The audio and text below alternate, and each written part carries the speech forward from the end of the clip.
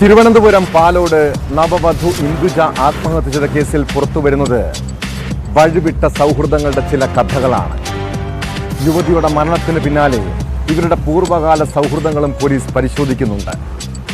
അഭിജിത്തിനെ വിവാഹം കഴിക്കുന്നതിന് മുൻപ് അയാളുടെ സുഹൃത്ത് അജാസുമായി ഇന്ദുജ അടുപ്പത്തിലായിരുന്നു. ആ ബന്ധത്തിൽ എന്താണ് സംഭവിച്ചത്? വിവാഹത്തിന് ശേഷം അജാസ് വീണ്ടും എന്തിനാണ് ഇന്ദുജയെ തേടിയെത്തിയത്? കേസിൽ പ്രതികളായ അജാസിനെയും അഭിജിത്തിനെയും കൂടുതൽ ചോദ്യം ചെയ്യുന്നതിനായി പോലീസ് കസ്റ്റഡിയിൽ വാങ്ങും. ഇന്ദുജയുടെ ഫോൺ ഭർത്താവ് അഭിജിത്ത് പോലീസിന് കൈമാറിയത് ഫോർമാറ്റ് ചെയ്തതിനു ശേഷമാണെന്ന വിവരവും പുറത്തുവരുന്നുണ്ട്.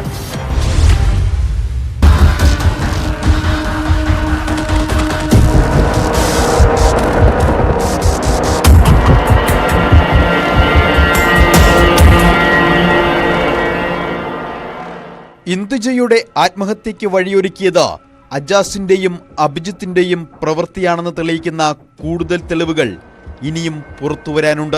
അജാസുമായി നേരത്തെ പരിചയത്തിലായിരുന്നു ഇന്ദുജ.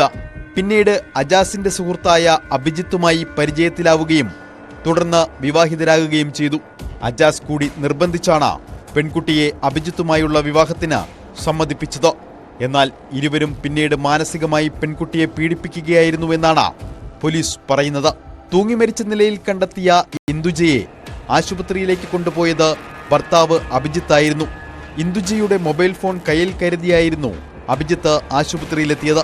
തുടർന്ന് അജാസിനെ അഭിജിത്ത് സ്വന്തം ഫോണിൽ നിന്ന് വിളിക്കുന്നു. സംഭാഷണം അവസാനിച്ച ശേഷം ഇന്ദുജയുടെ ഫോൺ അഭിജിത്ത് ഫോർമാറ്റ് ചെയ്യുന്നു. ശേഷം പോലീസിന് കൈമാറുന്നു. പോലീസിന്റെ ചോദ്യം ചെയ്യലിൽ ഫോൺ ലോക്ക് തുറക്കാൻ പറ്റാത്തതിനാലാണ് ഫോർമാറ്റ് ചെയ്തത് എന്നാണ് അഭിജിത്ത് മൊഴി നൽകിയത്.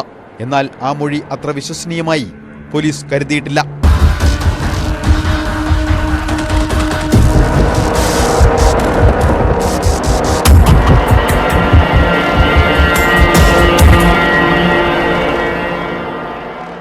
അജാസ് എടുത്തു കൊടുത്ത സിം കാർഡാണ് ഇന്ദുജ മരിക്കും വരെ ഉപയോഗിച്ചിരുന്നത് എന്ന വിവരം പുറത്തു വന്നിട്ടുണ്ട്.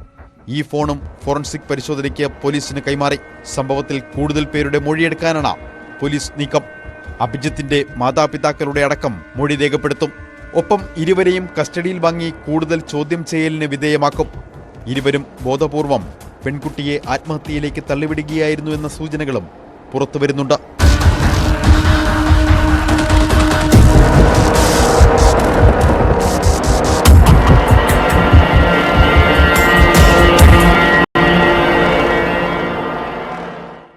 ന്യൂസ് 18 തിരുവനന്തപുരം.